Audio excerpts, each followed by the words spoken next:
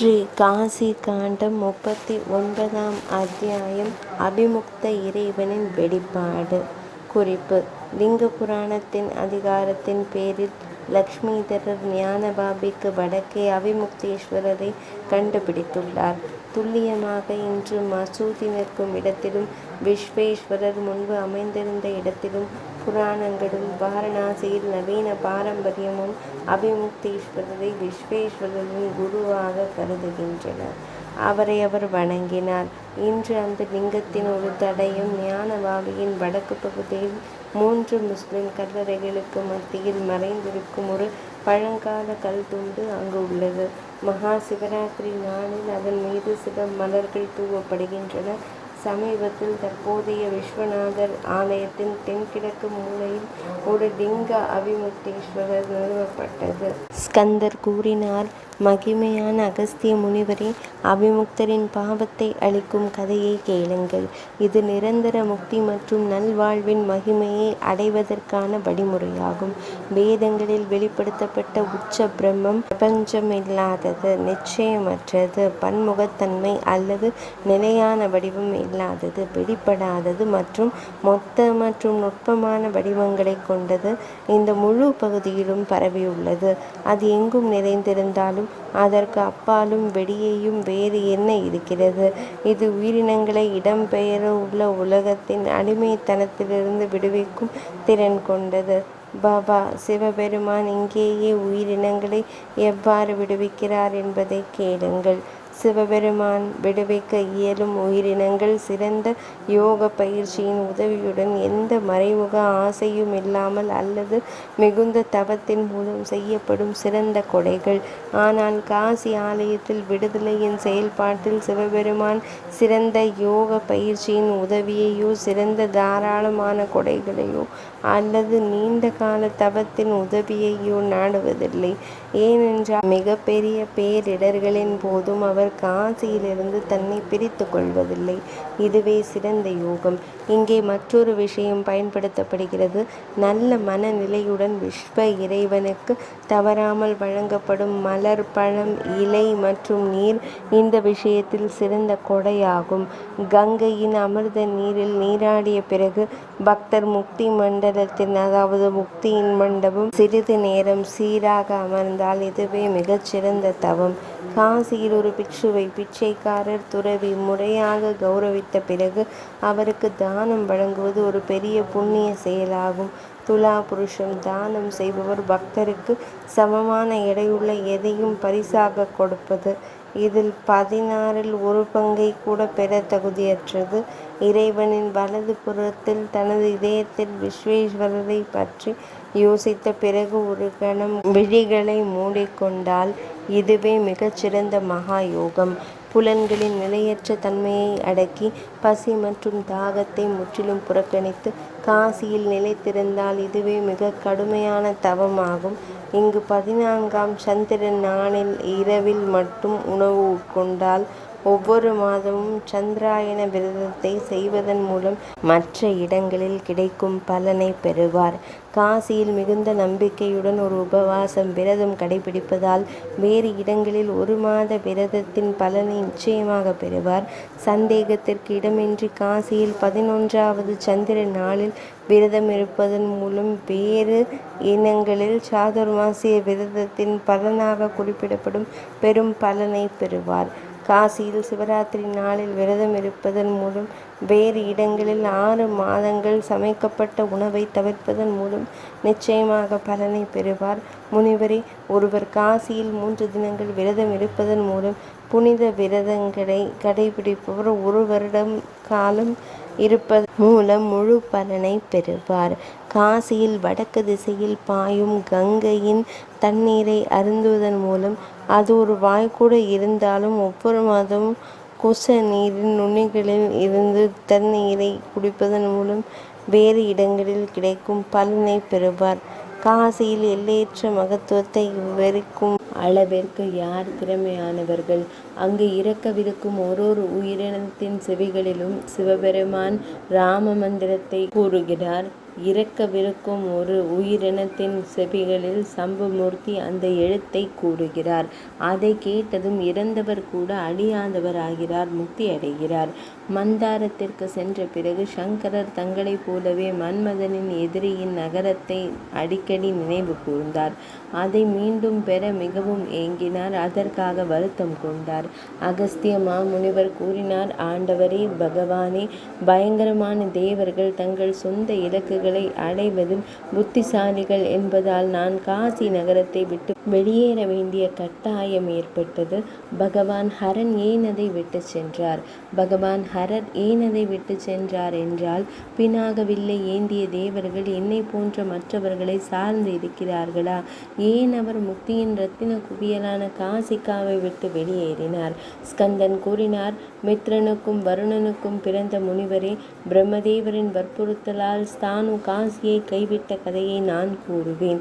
முனிவரே, மற்றவர்களுக்கு உதவுவதற்காக தேவர்கள் தங்களிடம் கேட்டது போல தனது மக்களை பாதுகாக்க தகுதியான ருத்ரனையும் பிரம்மன் கேட்டுக்கொண்டார். அகஸ்திய மாமுனிவர் கூறினார், 6 முகங்களை கொண்டவரே, ஸ்கந்த மூர்த்தியே, கருணை கடலான ருத்ரனை திருஹிணர் பிரம்மதேவர் எவ்வாறு கேட்டார்? அவர் எதற்காக கேட்டார் என்பதை கூறுங்கள். ஸ்கந்தன் கூறினார், முன்பு ஸ்வாயம்பூ மன்வந்திரத்தில் பத்ம கல்ப காலத்தில் ஸ்ரீ மகாவிஷ்ணுவின் தொப்புள் தாமரையில் உலகம் கருத்தரிக்கப்பட்டு உருவாக்கப்பட்ட போது பிராமணரே, அனைத்து உலகங்களையும் உயிரினங்களையும் உலுக்கிய ஒரு வறட்சி ஏற்பட்டது. இந்த வறட்சி 60 ஆண்டுகள் நீடித்தது. அனைத்து உயிரினங்களும் இதனால் துன்புறுத்தப்பட்டன. மக்கள் முனிவர்களின் வாழ்க்கை முறையை ஏற்றுக்கொண்டனர். பழங்கள், வேர்கள் போன்றவற்றை உட்கொண்டனர். சிலர் கடற்கரைக்கு அருகில் தங்கினர். சிலர் மலைகளில் உள்ள நீர்நிலைகளுக்கு அருகில் தங்கினர். சிலர் ஆழமான மலை பள்ளத்தாக்குகளில் தங்கினர். பூமி முழுவதும் கிராமங்களும் கர்ப்படங்களும் இல்லாமல், அதாவது மலைகளின் அடிவாரத்திலும் மலைகளிலும் கிராமங்களும் நகரங்களும் குடியேறியிருக்கும் வனாந்தரமாக மாறியது. அனைத்து நகரங்களிலும் இறைச்சி உண்பவர்கள் மட்டுமே இருந்தனர். உலகம் முழுவதும் மேகங்களை நக்கும் உயரமான மரங்கள் இருந்தன. ஆனால் அவை வறண்டிருந்தன. இங்கும் அங்கும் அதிக சக்தி வாய்ந்த திருடர்களால் திருடப்பட்டனர். அனைத்து உயிரினங்களும் இறைச்சியை உண்டு தங்கள் உயிரை காப்பாற்றிக் கொண்டன. உலகம் முழுவதும் அராஜகமும் குழப்பமும் ஏற்பட்ட போது, அது பெரும் பேரழிவை குறிக்கும் போது, படைப்பாளரின் படைப்பு முயற்சி வீணானது.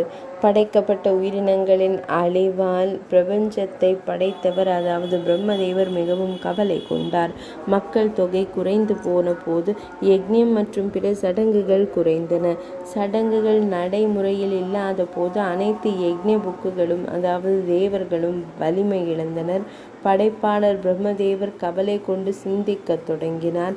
பின்னர் அவர் ஒரு ரிபுஞ்சயன் என்ற பெயரில் நன்கு அறியப்பட்ட எதிரிகளின் நகரங்களை அழிப்பவரான அந்த துறவி மன்னரை கண்டார். அனைத்து புலன்களும் நிலையாக இருந்த அவர் அபிமுக்த என்ற பெரிய மத இடத்தில் தவம் செய்து கொண்டிருந்தார். அவர் மனுவின் குடும்பத்தின் ஒரு வாரிசாக இருந்தார். மேலும் சத்திரியர்களின் எழுச்சி பெற்ற ஆவி போல் தோன்றினார். பின்னர் கடவுளான பிரம்மதேவர் அவரிடம் வந்து, மிகுந்த மரியாதையுடன், மகா புத்தி கொண்ட மன்னர் ரிபுஞ்சயரே, தாங்கள் பூமியின் பாதுகாவலர். கடல்கள், மலைகள் மற்றும் காடுகளுடன் பூமியையும் பாதுகாக்கவும். பாம்புகளின் மன்னரான வாசுகி அறம் மற்றும் ஒழுக்கம் என்ற அலங்காரங்களை கொண்ட அனங்க மோகினி என்ற நாகப்பெண்ணை உங்களுக்கு மனைவியாக கொடுப்பார்.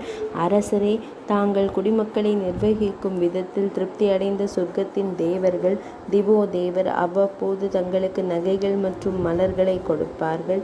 எனவே நீங்கள் திவோதாசா என்று நன்கு அறியப்பட்ட அடைமொழியை பெறுவீர்கள். அரசரே, என் சக்தியால் தாங்கள் தெய்வீக சக்தியை பெறுவீர்கள். பிரம்மதேவரின் வார்த்தைகளை கேட்டதும் சிறந்த மன்னர் அவரை பல்வேறு வழிகளில் புகழ்ந்து இந்த வார்த்தைகளை கூறினார். அரசர் கூறினார், மகா புக்தி கொண்ட தாத்தா அவர்களே, பூமியின் மேற்பரப்பு முழுவதும் மக்களால் நிறைந்துள்ளது. மற்ற மன்னர்களிடம் ஏன் கேட்கப்படவில்லை? ஏன் என்னை மட்டும் கேட்கிறீர்கள்? பிரம்மதேவர் கூறினார், தாங்கள் நியாயமாக ராஜ்யத்தை ஆளுகை செய்யும் போது இறைவன் போதுமான மழையை பொழிவார். ஒரு அரசர் பாவியாகி தீமைகளில் ஈடுபடும் போது இறைவன் எந்த மழையையும் பொழிவதில்லை. அரசர் கூறினார், மிகவும் மதிக்கப்பட வேண்டிய தாத்தா அவர்களே, தாங்கள் 3 உலகங்களையும் உருவாக்க வல்லவர். என் தலை குனிந்த நிலையில் நான் தங்கள் கட்டளையை தங்களிடமிருந்து பேசி ஒரு பெரிய உதவியாக பெறுகிறேன். அடியேன் ஏதேனும் சமர்ப்பிக்க விரும்புகிறேன். தாங்கள் அதை எனக்காக தயை கூர்ந்து செய்தால் ஒரு போட்டியாளர் இல்லாமல் பூமியின் ராஜ்யத்தை நான் செய்வேன். பிரம்மதேவர் கூறினார், தாமதமின்றி அதை அகற்று அரசரே. அதை நிறைவேற்றியதாக கருதுங்கள். வலிமை மிக்க கரங்களை உடைய அரசரே, தங்கள் மனதில் உள்ளதை கூறுங்கள். தங்களுக்கு கொடுக்க முடியாதது எதுவும் இல்லை. மன்னர் கூறினார், நான் பூமியின் அதிபதியாக இருக்க வேண்டுமென்றால் அனைத்து உலகங்களின் தாத்தா அவர்களே, துஷதர்கள், சொர்க்கவாசிகள் என்று அழைக்கப்படும் தேவர்கள் பூமியில் அல்ல சொர்க்கத்தில் இருக்கட்டும். தேவர்கள் சொர்க்கத்தில் இருந்தால்தான் பூமியில் அல்ல சொர்க்கத்தில் இருக்கட்டும். தேவர்கள் சொர்க்கத்தில் இருக்கவும் நான் பூமியில் இருக்கவும் குடிமக்கள் மகிழ்ச்சியை பெறுவார்கள். ஏனெனில் ராஜ்யம் போட்டியாளர்கள் இல்லாமல் இருக்கும். உலகத்தை படைத்தவரால் அப்படியே ஆகட்டும் என்று கூறப்பட்டவுடன் திவோதாசர் போர் முரசு அடித்து அறிவித்தார், தேவர்கள் சொர்க்கத்திற்கு செல்லட்டும், பாம்புகள் இங்கு வரக்கூடாது, அதாவது அரவங்கள் இந்த இடத்தில் வரலாகாது, மனிதர்கள் அமைதியாகவும் இருக்கட்டும். நான் பூமியை ஆட்சி செய்தாலும் சூரர்கள் தங்கள் சொந்த இடங்களில் இருக்கட்டும். இதற்கிடையில் பிரம்மதேவர் விஸ்வேஸ்வரை வணங்கி எதையாவது சமர்ப்பிக்கப் போகிறது. இறைவன் அவரிடம் கூறினார், உலகங்களின் தலைவரே, வாருங்கள். குசத்வீபத்திலிருந்து மந்தார மலை இங்கு வந்துள்ளது. அவர் மிகவும் கடினமான தவம் செய்து வருகிறார். நீண்ட காலமாக தவம் செய்து வருபவர்களுக்கு ஒரு வரம் வழங்க நாம் இருவரும் செல்வோம். இதை கூறிய பிறகு பார்வதி தேவியின் இறைவனான ஈசனார் தனது காளையின் மீது ஏறி மந்தாரம் இருந்த இடத்திற்கு சென்றார். அவருடன் நந்தி தேவர் மற்றும் பிருங்கி முனிவர் ஆகியோர் இருந்தனர். காளை சின்னம் கொண்ட கடவுள், தேவர்களின் கடவுள், தனக்குள் மகிழ்ச்சி அடைந்து இவ்வாறு கூறினார், எழுந்திரு, எழுந்திரு, சிறந்த மலை, உனக்கு நல்வாழ்வு. நீ தேர்ந்தெடுத்த வரத்தை கூறு. தேவர்களின் 3 கண்களை கொண்ட மகேஸ்வரனின் வார்த்தைகளை கேட்டதும் மலை பல முறை தரையில் குனிந்து பணிந்தது. சம்புமூர்த்தியே, வணங்குபவர்களிடம் கருணையின் ஒரே களஞ்சியமே, பல்வேறு உடல்களை விளையாட்டுத்தனமாக ஏற்று தாங்கள் எல்லாம் அறிந்தவராக இருந்தாலும் என் விருப்பத்தை தாங்கள் அறியாமல் இருப்பது எப்படி? தாம் உம்மிடம் அடைக்கலம் தேடுபவர்களை மீட்பவரே, அனைத்து நிகழ்வுகளையும் அறிந்த பகவானே, அனைவரின் இதயங்களையும் மகிழ்விப்பவரே, சர்வேஸ்வரரே, அனைத்தையும் படைத்தவரே, இயற்கையால் ஒரு கல்லான எனக்கு ஒரு வரம் வழங்கப்பட வேண்டுமானால் நான் ஒரு பிரார்த்தனை செய்பவரும் மிகவும் பரிதாபகரமானவருமான பகவானே, வணங்குபவர்களின் துயரத்தை அளிப்பவரே, நான் அவிமுக்த திருத்தலத்துடன் சமமாக இருக்க விரும்புகிறேன். தேவி உமையுடன் பகவானே, உங்கள் அனைத்து உதவியாளர்களுடனும் என் தலையில் தங்கி குசத்வீபத்திற்கு செல்ல மகிழ்ச்சி அடைவீராக. இது நான் வரம் தேடுகிறேன். அனைவருக்கும் அனைத்தையும் வழங்கும் சம்புமூர்த்தி வரம் வழங்கப்படுவதை குறித்து யோசித்து கொண்டிருந்த போது கடவுள் பிரம்மதேவர் பயபக்தியுடன் தனது கைகளை தலையில் வைத்துக்கொண்டு முன்னோக்கி வந்தார். குனிந்து சம்புமூர்த்தியிடம் சமர்ப்பித்தார். பிரம்மதேவர் கூறினார், விஸ்வேஸ்வரே, உலகங்களின் தலைவரே, பகவானே, ஆண்டவரே, 4 வகையான உயிரினங்களை படைக்கும் பணியில் மகிழ்ச்சி அடைந்த தங்கள் பிரபுவால் நான் நியமிக்கப்பட்டுள்ளேன். தங்கள் அனுமதியுடன் நான் அந்த படைப்பு பணியை மிகுந்த முயற்சியுடன் நிறைவேற்றினேன். ஆனால் 60 ஆண்டுகள் நீடித்த வறட்சியால் பூமியில் அனைத்து குடிமக்களும் அழிந்தனர். ஒரு பெரிய குழப்பமும் அராஜகமும் ஏற்பட்டது. பிரபஞ்சம் பரிதாபகரமான நிலையை அனுபவித்தது. அதன் பிறகு மனு குலத்தில் பிறந்த ரிபுஞ்சயன் என்ற புனித மன்னனை குடிமக்களை நிர்வகிக்க அரசனாக என்னால் முடிசூட்டப்பட்டது. மிகுந்த தவமும் உச்ச சக்தியும் கொண்ட அந்த மன்னன் ஒரு நிபந்தனையை விதைத்தான். சொர்க்கவாசிகள் அனைவரும் உங்கள் கட்டளைப்படி சொர்க்கத்தில் தங்கினால் நாகர்களின் பிராந்தியத்தில் உள்ள அனைத்து பாம்புகளும் இருந்தால், அதாவது அரவங்கள் அனைத்தும் இருந்தால் நான் ராஜ்யத்தை ஆள்வேன். நானும் அப்படியே ஆகட்டும் என்று கூறினேன். என் வார்த்தைகள் உண்மையாக இருக்கட்டும். எனவே கருணை களஞ்சியமே, மந்தார மலைக்கு ஒரு வரம் வழங்கப்படலாம். குடிமக்களை பாதுகாக்க அந்த மன்னர் இந்த விருப்பத்தை நிறைவேற்றட்டும். அனைத்திற்கும் மேலாக எனது ஆட்சி 2 கதிகாக்களுக்கு மட்டுமே. உங்களின் கணக்கின்படி சதக்ரது இந்திரன் விஷயமும் அப்படித்தான். அவர்கள் என்னுடைய அரை கணம் மட்டுமே இருப்பதால் இந்த கணக்கின் கீழ் மனிதர்கள் எங்கே வருகிறார்கள்? மந்தார மலை மாசுபாடுகளிலிருந்து விடுபட்டதாகவும் அழகான குகைகளை கொண்டதாகவும் கருதிய பகவான் ஹரர் அதற்கு சம்மதம் தெரிவித்தார். இதன் மூலம் பிரம்மதேவரின் கண்ணியத்தை நிலைநிறுத்தினார். ஜம்பு துவீபத்தில் காசி எப்போதும் முக்தியை வழங்குவது போல குசத்வீபத்தில் உள்ள மந்தார மலையும் நீண்ட காலமாக முக்தியை வழங்குவதாக ஆகியது. பகவான் பல்வேறு அற்புதமான குகைகளை கொண்ட மந்தார மலைக்கு செல்லவிருந்த போது பிரம்மதேவரை அறியாமலேயே தனது பிரபஞ்ச உடல்களின் ஒன்றான தனது சொந்த லிங்கத்தை நிறுவினார். நிறுவுபவர்களுக்கு அனைத்து சித்திகளையும் வழங்கவும் இறக்கும் அனைத்து உயிரினங்களுக்கும் முக்தியின் மகிமையை வழங்கவும் இங்கே உறுதியாக தங்கியிருக்கும் அனைவருக்கும் சன்னதியை பாதுகாக்கவும் இந்த யாத்திரை மையம் மந்தார மலைக்கு சென்ற பிணக்காவை தாங்கிய இறைவனால் முழுமையாக கைவிடப்படவில்லை. அவர் அதை லிங்க வடிவில் கைவிட்டதில்லை. எனவே இது அபிமுக்தா என்று நினைவு கூறப்படுகிறது. இந்த புனித தலம் முன்பு ஆனந்தவனம் என்ற பெயரால் மகிமைப்படுத்தப்பட்டது. ஆனால் இந்த காலத்திலிருந்து இது உலகம் முழுவதும் அபிமுக்தா என்ற பெயரால் அறியப்பட்டது. அபிமுக்தன் என்ற பெயர் லிங்கத்திற்கும் புனித தலத்திற்கும் உரியது. இந்த இரண்டையும் அடைவதன் மூலம் யாரும் மீண்டும் கர்ப்பத்தில் நுழைவதில்லை. அபிமுக்தரின் புனித தலத்தில் அபிமுக்தேஸ்வர லிங்கத்தை தரிசிப்பதன் மூலம் கர்மத்தின் அனைத்து அடிமைத்தனங்களிலிருந்தும் ஒருவர் நிச்சயமாக விடுபடுவார். அனைவரும் விஸ்வேசனை வணங்குகிறார்கள். பிரபஞ்சத்தை படைத்த விஸ்வேசர் முக்தியையும் உலக இன்பத்தையும் அளிக்கும் அபிமுக்தேஸ்வர லிங்கத்தை வணங்குகிறார். இதற்கு முன்பு யாருடைய லிங்கமும் எங்கும் யாராலும் நிறுவப்படவில்லை. லிங்கத்தின் வடிவம் என்னவென்று யாருக்கும் தெரியாது. பிரம்மதேவர், அச்சுதா மற்றும் பிறர், வசிஷ்டர் உள்ளிட்ட முனிவர்கள் அபிமுக்தரின் வடிவத்தையும் கண்ட பிறகு லிங்கங்களை நிறுவினர். மகா அபிமுக்தேஸ்வரர் ஆதிலிங்கமாக அறிவிக்கப்படுகிறார். அதன் பிறகுதான் உலகில் மற்ற லிங்கங்கள் தோன்றின. அபிமுக்தேஸ்வரரின் பெயரை கேட்டாலும் ஒரு மனிதனுக்கு வாழ்நாள் முழுவதும் செய்த அனைத்து பாவங்களிலிருந்தும் உடனடியாக விடுபடுகிறது.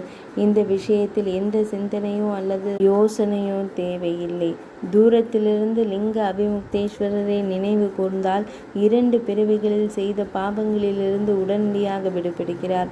மகா புண்ணிய தலமான அபிமுக்தத்தில் அபிமுக்தரை லிங்கத்தை தரிசிப்பதன் மூலம் ஒருவர் 3 பிறவிகளின் பாவங்களை விட்டுவிட்டு புண்ணியமான் ஆகிறார். பகவான் அபிமுக்தேஸ்வரரை தொடுவதன் மூலம் அறியாமை அல்லது சரியான அறிவிலிருந்து விலகிச் செல்வதால் 5 பிறவிகளில் செய்த பாவம் அழிந்துவிடும். இல்லையெனில் அல்ல. மகா அபிமுக்தேஸ்வர லிங்கத்தை வணங்குவதன் மூலம் ஒரு மனிதன் ஆசீர்வதிக்கப்பட்டு திருப்தி அடைகிறான். அதன் பிறகு அவன் மீண்டும் பிறக்க மாட்டான். அபிமுக்தரின் புனித தலத்தில் அபிமுக்தேஸ்வரரை புகழ்ந்து வணங்கி வழிபடுபவர் அவரது அறிவும் திறனும் அவரே போற்றப்படுகிறார், வணங்கப்படுகிறார், போற்றப்படுகிறார். இந்த லிங்கம் தொடக்கமற்றது. இது விஸ்வேஸ்வரால் போற்றப்படுகிறது. காசியில் உள்ள இந்த அபிமுக்தேஸ்வர லிங்கத்தை முக்திக்காக விடாமுயற்சியுடன் நாட வேண்டும். புனித ஆலயங்களில் வேறு இடங்களில் பல லிங்கங்கள் உள்ளன.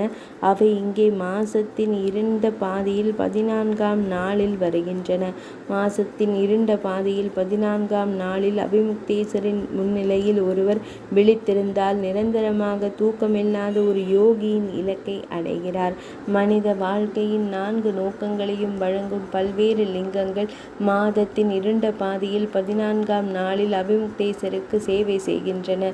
ஒரு மனிதன் அபிமுக்த லிங்க பக்தியின் வஜ்ரத்தை இடி வைத்திருந்தால் அவன் செய்த பாவங்களின் மலையை குறித்து ஏன் பயப்பட வேண்டும்? அவன் தைரியமாகவும் தன்னம்பிக்கையுடனும் இருக்க வேண்டும். மனித வாழ்க்கையின் 4 நோக்கங்களும் எழுப்பிய பெரிய லிங்க அபிமுக்தன் எங்கே?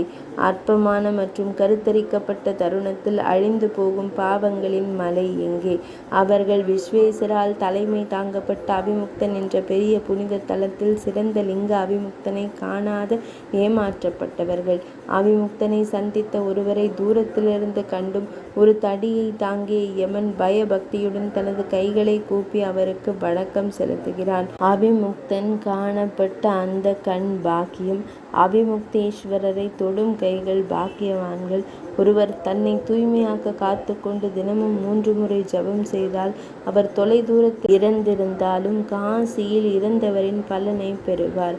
மகா அபிமுக்தேஸ்வர லிங்கத்தை கண்ட பிறகு ஒருவர் வேறொரு கிராமத்திற்கு செல்லலாம். ஏதேனும் ஒரு நோக்கத்திற்காக. அவர் தனது நோக்கத்தை விரைவாக நிறைவேற்றி பாதுகாப்பாக இல்லம் திரும்புவார். 39ஆம் அத்தியாயம் நிறைவடைந்தது.